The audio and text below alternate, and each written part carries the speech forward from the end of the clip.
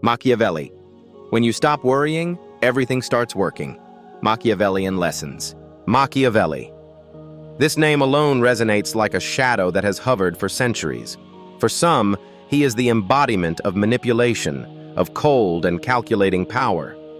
For others, he is a master of lucidity, the one who dared to say out loud what many thought quietly. But deep down, what does his teaching really hide?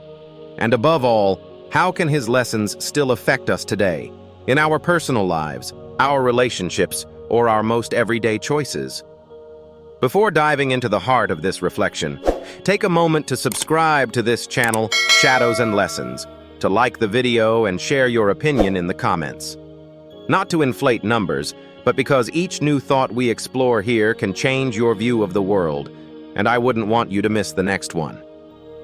And most importantly, stay until the end, because I'm about to reveal Machiavelli's hidden principle that most people don't know about, and which can transform the way you view failure and victory.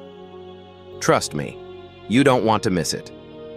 Machiavelli is an intriguing name because it brings us back to an uncomfortable truth, that life is not always fair, that merit is not always rewarded, and that innocence is no guarantee of survival. You may believe that everything is a matter of luck, or that goodness always wins out in the end. But Machiavelli saw the other side of the coin, the corridors of power, where smiles are masks and promises are disguised weapons. And he had the courage, or the audacity, to write down in black and white what many do not dare to say, that sometimes it is the one who stops chasing the approval of others who ends up achieving true freedom. Imagine Florence, early 16th century. The streets are narrow, alliances fragile, and one wrong word can cost you your job or even your life. In this unstable world, Machiavelli observes, notes, and dissects. He sees men fall because they want to please everyone, and he sees the powerful rise precisely because they have learned to detach themselves from it. And this is where his teaching becomes brutally relevant. How many of us still live prisoners of the gaze of others? How many are consumed by wanting to be appreciated by everyone, to the point of forgetting their own path? Machiavelli forces us to look into this disturbing mirror. What he's telling us implicitly is that true strength lies not in submitting to expectations, but in the ability to free oneself from them. And it's no coincidence that this theme still resonates today in a world saturated with opinions, judgments, and digital validation. You post a photo, you wait for likes. You make a decision, you dread criticism. You make a choice, you fear the gaze of those who haven't even walked a step in your shoes. What if precisely it was by ceasing to worry about it that everything finally started to work? This first step into Machiavelli's thought isn't comfortable, but it's necessary. Because it tears us away from illusion, it tears us away from this constant need for validation. And it's precisely this slap in the face that we're going to explore together, step by step. So hang on, because this journey won't be easy, but it might just give you the silent weapon that no one has ever revealed to you. To understand Machiavelli, one must first delve into the world that shaped him. We are at the turn of the 16th century, in a bustling Florence where everything is about plots, fragile alliances, and betrayals. The cobbled streets vibrate to the sound of markets, the palaces hide hushed conversations where entire destinies are at stake, and every glance can be a promise or a threat. This is not the setting of a novel, but the reality in which Machiavelli grew up and worked. A civil servant in the Florentine Republic, he saw up close the game of the powerful. He smelled the odors of fear and desire that mingled in the corridors of power. In this fragmented Italy, the city-states waged a silent war. On one side, ambitious families prepared to do anything to dominate. On the other, foreign rulers seeking to pull the strings. Florence was not a quiet city, but a political battlefield where every mistake could be fatal. Machiavelli observed these men of power. He saw the calculated smiles, the handshakes that were only preambles to carefully orchestrated betrayals.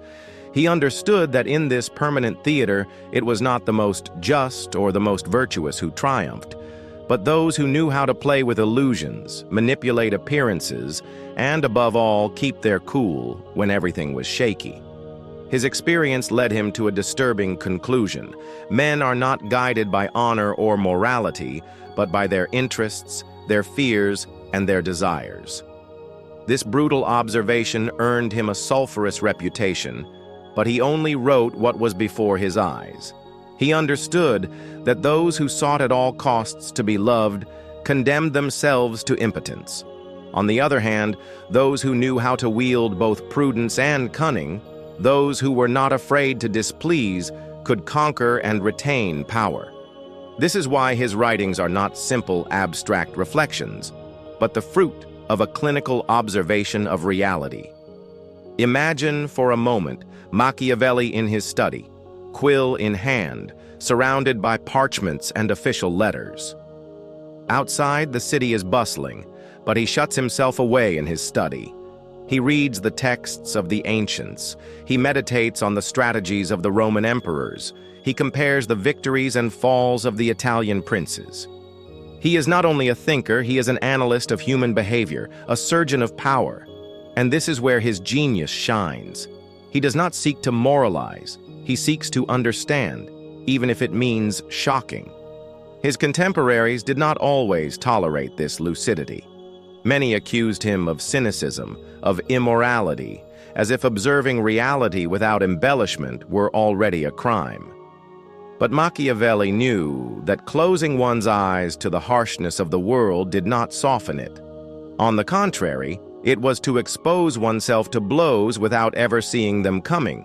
His lessons were not intended to flatter, but to prepare, to arm. And that is why they still endure through the centuries, because they speak to all those who want to understand what lies behind the facades. The deeper we delve into this shadowy Florence, the more we understand why Machiavelli insists so much on the importance of detaching oneself from the gaze of others. In a society where a single rumor could ruin a reputation, one had to learn to stand tall even when the whole world murmured against you. In a world where friendship could turn into betrayal overnight, one had to know how to gauge men, their true loyalty, and their hidden weaknesses. Machiavelli teaches us that power is not maintained through naivety, but through lucidity, sometimes even through calculated coldness. And if this context seems distant to you, think again. This political theater strangely resembles our own, simply disguised in different costumes. The intrigues of Florence are not so different from the dynamics of our businesses, our social relations, or the media scene.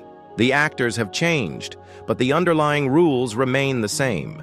And this is precisely where Machiavelli's timeless strength lies, having been able to put words to universal mechanisms, which transcend his time and illuminate ours. What's striking about reading Machiavelli is how much his observations seem to have been written for our own time. Sure, he was talking about princes, wars, and fragile republics, but behind these historical images lies a timeless truth. Human nature doesn't change. The ambitions, fears, and desires that drove 16th century Florentines are exactly the same as those that drive us today, simply disguised in different guises. And that's where his lessons become incredibly relevant. Let's take a simple example. How many people today live obsessed with the approval of others? On social media, you post a photo or an opinion and wait feverishly for notifications. A like, a comment, a share, and you feel validated. But if silence sets in, you wonder if you did something wrong, if you didn't say the right thing, if you're not interesting enough. You may recognize yourself in this spiral, and you're not alone. It's the trap of other people's gaze, exactly what Machiavelli already denounced. Those who live to be loved end up exhausted and, above all, lose their freedom. In the world of work, the parallel is even more striking. How many careers are held back because we fear displeasing our colleagues or superiors? We remain silent in a meeting for fear of being judged. We accept tasks that don't suit us so as not to appear difficult. We pretend to agree while inside we are seething. And yet, it is often those who dare to assert themselves, even if it means displeasing, who end up being respected. Machiavelli teaches us that true esteem is not built on complacency, but on the quiet strength of someone who knows where they are going, who does not need to please at all costs. In personal relationships, the lesson is just as powerful. We've all experienced those moments when we put others' expectations before our own, when we bend over backward to be loved, to be accepted. But by constantly twisting ourselves to fit the mold, we end up forgetting ourselves. Machiavelli reminds us that it's not by sacrificing our authenticity that we earn respect, but rather by daring to remain true to our own logic. Others, paradoxically, end up bowing to those who have the courage to embrace their independence, even if they don't always agree with them. This isn't an invitation to become insensitive or cruel, but an invitation to regain control of your own axis. Because when you stop chasing validation, something amazing happens. Things begin to align. You make clearer decisions. You dare to move forward without waiting for approval, and opportunities often present themselves to those who were no longer afraid of losing them. It's this subtle inversion that Machiavelli understood. By ceasing to worry about it, we become stronger, more solid, freer. And if we look around us, we see that those who succeed in marking their time are not those who seek to please everyone. Artists who shake things up, thinkers who inspire, leaders who change the game are often controversial. We criticize them, we admire them, but we cannot ignore them. They are not prisoners of outside scrutiny, and that is precisely why they end up making their mark. This is the lesson that Machiavelli teaches us again and again. Don't wait for the world to validate you before you exist. Assert yourself, and the world will follow. So ask yourself this: how many times have you backed down for fear of being judged? How many times have you preferred to remain silent when you had a burning truth to express? And how many times have you felt that this fear has robbed you of an opportunity? Machiavelli isn't asking you to become a tyrant. He's inviting you to cut the invisible chains that prevent you from walking straight. Because freedom begins the day you stop caring, and perhaps that's the day your true power is born. At the end of this journey, the promise made at the beginning takes on its full meaning. Machiavelli's true secret is that power is born when you stop living for the approval of others. Failures are no longer humiliations, but springboards, and victories cease to be strokes of luck and become conscious choices. By freeing ourselves from the gaze of others, we discover a silent strength, an inner power that nothing can truly shake. It is this lucidity that makes Machiavelli a timeless master. He does not teach us to manipulate in order to dominate, but to detach ourselves in order to exist fully. So if you want to continue exploring these lessons from the shadows and not miss any of the next revelations, subscribe, leave a like, comment. Here, each video is a key to moving forward with greater clarity and strength in a world where too many people still live imprisoned by the gaze of others.